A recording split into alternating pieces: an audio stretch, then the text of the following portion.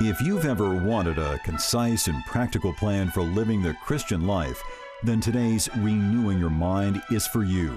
In this classic series on sanctification, Dr. R.C. Sproul explains how we can live lives that are pleasing to God. Pleasing God, another teaching series from Ligonier Ministries, today on Renewing Your Mind.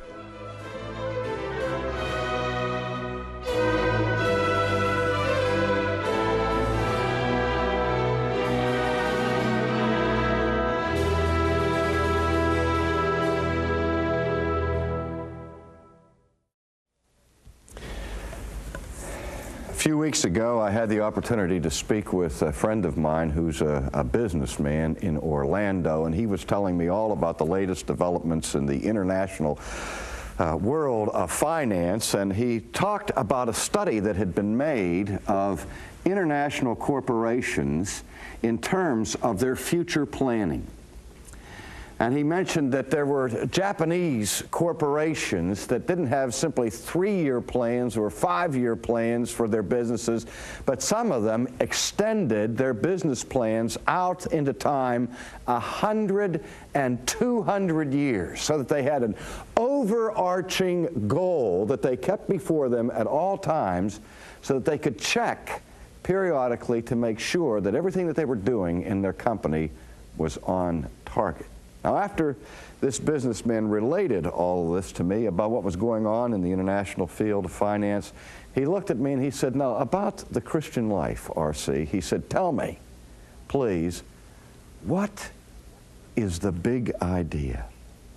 What's the big idea of Christianity?" Now, I have to admit that when he looked at me straight in the eye and said, "R.C., what's the big idea?" I flinched a little bit, and I had a flashback in my own mind to my mother standing there when I was a child with her hands on her hips, and then she would take her right hand and point it at me, and she would say, "What's the big idea, young man?" Now, obviously, that really wasn't a question that she was trying to find out what I thought was the quintessential purpose of my life, but she was really giving a thinly veiled accusation, like, you have no possible justification for what you've just done now in your behavior. What's the big idea? But from another perspective, that is a crucial question. We listen to sermons, we read the scriptures, we get caught up in the maze of the details of theology, but we long for the opportunity to cut through all of the fine points, the particulars of Christianity, and get down to the core, the very essence of what the Christian life is all about. That's what we mean by discerning the big idea. So when this businessman said, "R.C., what's the big idea?" I thought about it for a moment, and the answer that popped into my head came out of the 16th century Reformation, when the Protestant reformers of that time had to define themselves to a watching world. And so they had to crystallize the essence of what their ministry and their movement was about. And out of that crystallization process came a phrase, of course it was Latin, that was introduced and used frequently by Martin Luther to declare the essence of the Christian life. And Luther used this phrase, that the essence of the Christian life is to live one's life coram Deo. Now that may be a strange phrase to you, coram Deo. Literally what it means is before the face of God. And what Luther was saying simply was this, that the Christian life means to live all of your life in the presence of God. You know, sometimes we behave and perform with our lives not for God, but for an audience that's here. And that our behavior when we're in secret may be different from how we behave when we're in the presence of people whose judgment or approval we seek. We think, for example, of the prodigal son when he pled with his father to receive his inheritance early, how he squandered that money, but before he squandered that inheritance, what did he do? He went away into a far country where he was anonymous, where no one knew him, where he didn't feel like he had to live under the scrutiny of somebody who might possibly disapprove of what he was doing. Now, Luther says we should live our whole lives not as people seeking the cover of darkness, where we have a secret life, a private life that is hidden from the gaze of our friends or of authorities, but that our lives should be lived openly in the presence of God, before the face of God, practicing a kind of consciousness of God from moment to moment. Now we add to that a couple of other ideas, that the big idea of Christianity is to live coram Deo, to live all of one's life in the presence of God, under the authority of God, and to the honor and to the glory of God. Let me say that again. The big idea, coram Deo, is to live one's life in the presence of God, under the authority of God, to the honor and glory of God. That's what it's all about. Jesus said it succinctly this way: if you love me, keep my commandments. Which is to say, if you want to please me, you please me by doing what I have commanded you to do. But to live this kind of life, obviously at the outset sounds rather idealistic, doesn't it? There's nobody that lives all of their life in a constant sense of the presence of God, and none of us is so righteous that everything that we do is in submission to the authority of God and done unto His honor and to His glory. We can say that religiously and define it theologically, but to put that into actual living practice is not a simple thing to do. We can get excited and emotionally moved and have spiritual experiences where we make vows and promises. Oh God, you know, my life is yours, my heart is on the altar, I'm going to please you and live for you and so on. But through the day-to-day activities and the pressures that come upon us, that zeal and that excitement begins to fade, and we fall back into our old patterns where we live in the absence of God, in defiance of God, and to our own glory.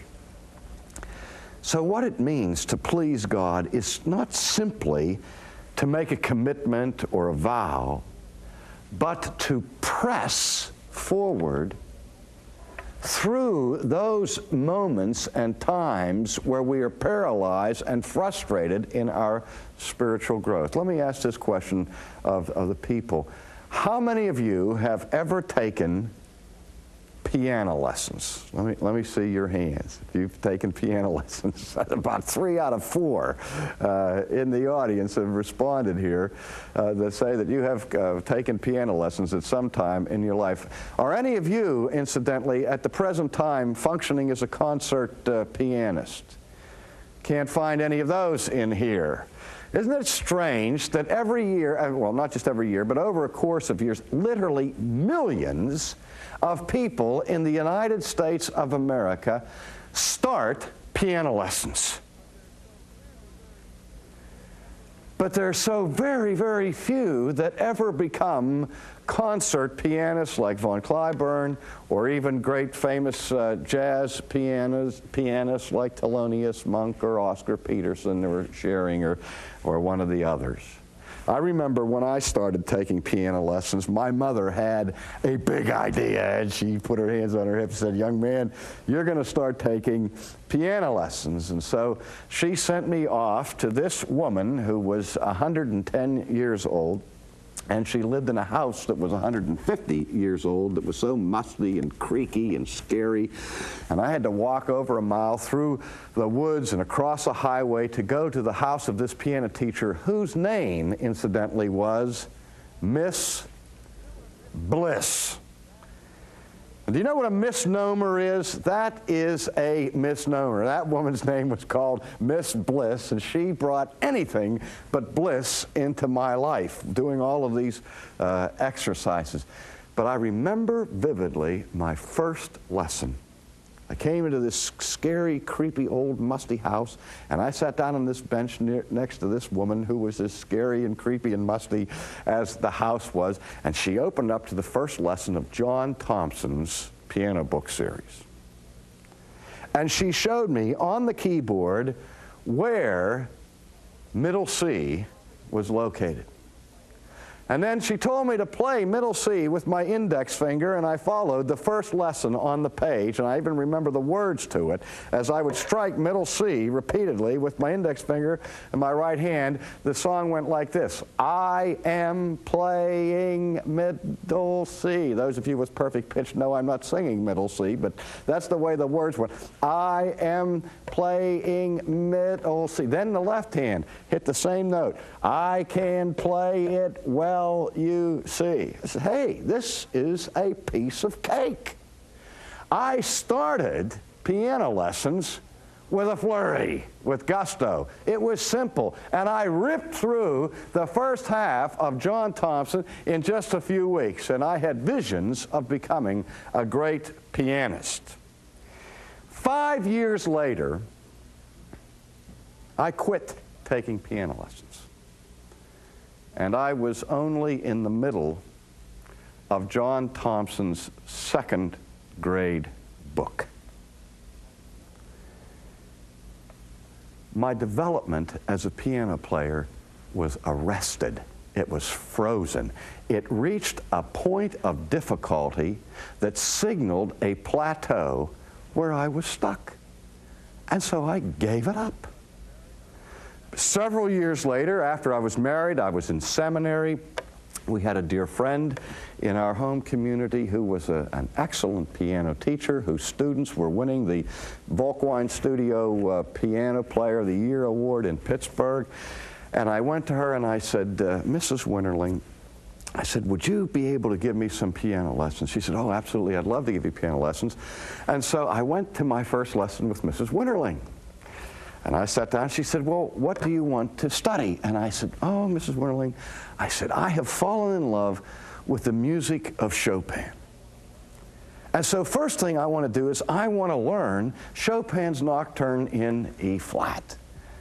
And she looked at me and smiled. She said, fine. She said, how much piano training have you had? And I said, well, I made it through the second half of John Thompson's, or the first half of John Thompson's second grade book. And she smiled and laughed, and she said, well, honey, she said, you can't possibly play Chopin's Nocturne in E flat yet. That would be like a sixth grade level. She said, we'll have to pick up where you left off and build up to that, and maybe in a couple of years we'll be able to start you on the Nocturne. I said, wait, you don't understand, Miss Smirley. I said, I want to learn the Nocturne now, right now.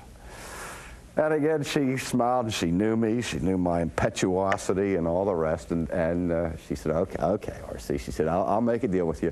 We'll work on the Nocturne right now, as long as you promise to do these exercises that are remedial along the way. And so she assigned me the first measure of the Nocturne for the first week. And after 6 months, I finally was able to play the piece. But then my piano studies were interrupted by going to Europe to graduate school, and I reached another plateau of playing piano where I was stuck. I was frozen. Couldn't go any further. 15 years later, I met a man who was a jazz player, and I listened to him play jazz, and he just blew me away. And he gave me incentive to start up again, and so I began once more to take lessons, and again was able to move to another plateau. Well, I don't want to bore you with this story of the history of my involvement in piano playing, but what I learned about life from studying the piano is this: that we have a tendency to make a running start at certain enterprises and get all involved and all engrossed in what it is that we're trying to learn or trying to achieve or trying to do. And as soon as we run into an obstacle, or we reach one of those difficult plateaus where we are temporarily paralyzed, that's where we quit. We say, I've reached the limit of my ability. I'll go no further. But the only way to advance in any enterprise is to persevere through that level of paralysis so that we can get beyond the roadblock and move ahead. In fact, if you look at something, you will see that the higher we go in our attempts to master a procedure, the easier it is to get better and better after we learn how to make it through plateaus. Now, what does that have to do with pleasing God? Obviously, not all of us are called to be concert pianists. But all of us are called to please God.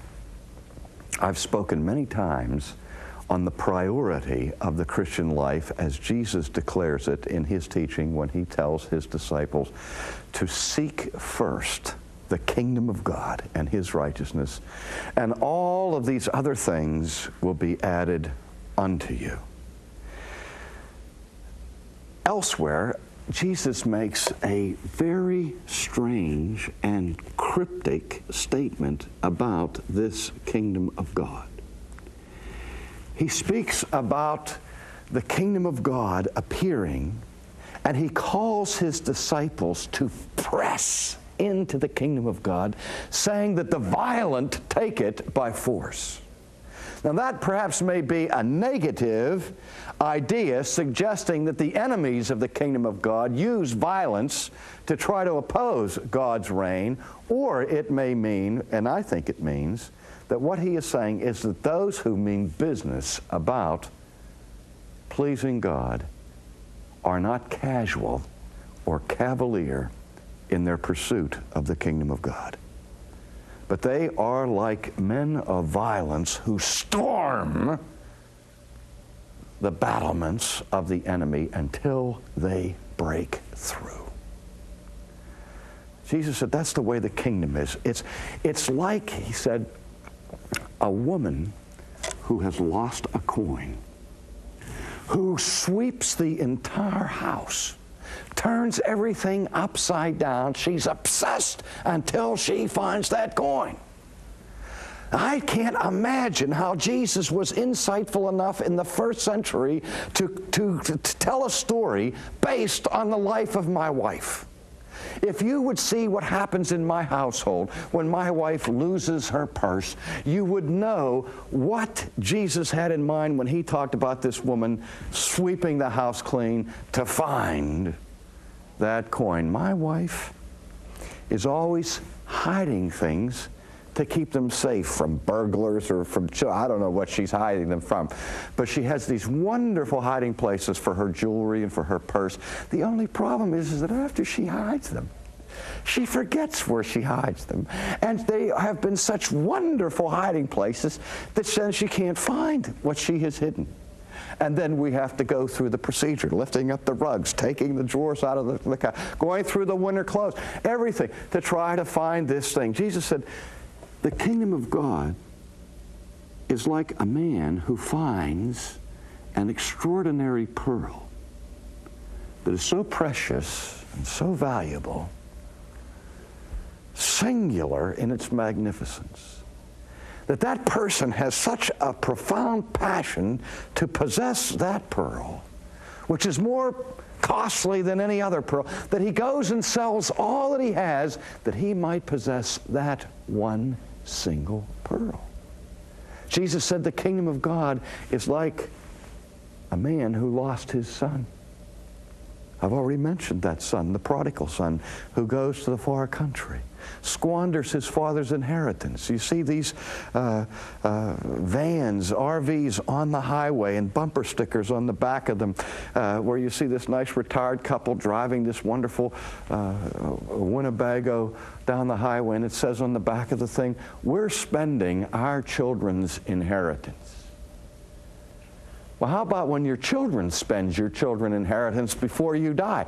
And they, what about a sign on the back of the kids' card says, I'm spending my dad's retirement money. That's what the prodigal son did. He went out and squandered everything that his father worked so hard to earn. And then he disgraced the family with his riotous living. You know the story. But yet when he came to himself, and in utter degradation and humiliation, after he lived with the pigs and smelled of swine, with his head bowed and in tatters, he started to make his way home. He said to himself, I will arise and I will go to my father. But the point of the story is that when that son was still off in the distance, the anxious father, who knew nothing of what had happened to his son since his departure, saw his boy coming back in the distance, and we're told that the prodigal father leapt from his place of seating and ran down the road. I mean, in those days, Jewish patriarchs wore robes, and I can just see this man bare-kneed rushing down the road to find his son, and when he found his son, he threw his arms around him and embraced him, and he ordered his servants to kill the fatted calf, get the family ring, and he bestowed honor upon his son. He said, because this is my son who once was lost and now is found. All of those parables, the prodigal son, the lost coin, the pearl of great price, are parables that emphasize the importance of pressing into the kingdom of God, of pressing beyond the points of paralysis, the plateau where things become so difficult that we stop. Now, you who are Christians,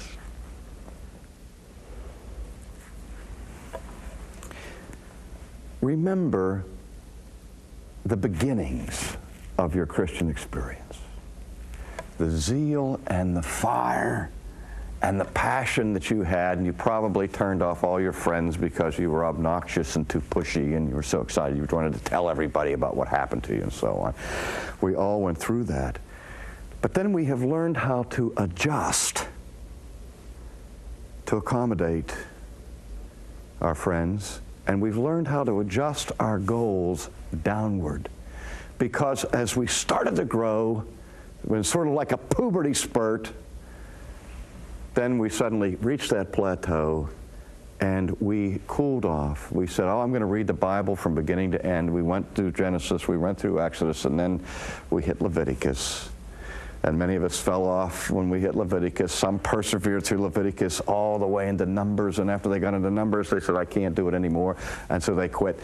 And this is what happens. We start, but we don't finish what we start. Now, ladies and gentlemen, what pleases God is somebody who signs up for the duration. Somebody who prays every day, thy kingdom come. Somebody who spends his life, not just the beginning of his life seeking the kingdom of God. Again, Edwards made this statement that the seeking of the kingdom of God is not something that unbelievers do. The seeking of the kingdom of God is the chief business of the Christian. And it's a lifelong enterprise. It's a lifelong pursuit.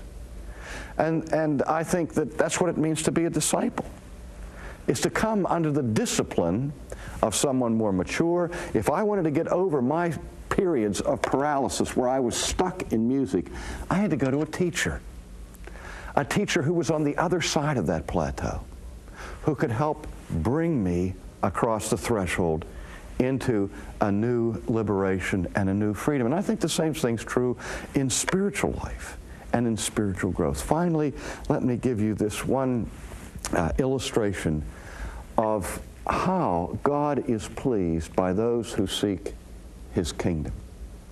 Again, when I was a boy, I went to a movie, and I don't remember even the exact title of the movie or who even starred in the movie.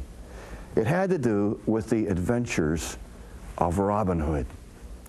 And I don't know whether it was Earl Flynn or Douglas Fairbanks Jr. I think it was Douglas Fairbanks Jr. who played in this particular version, where Basil Rathbone was the sheriff of Nottingham.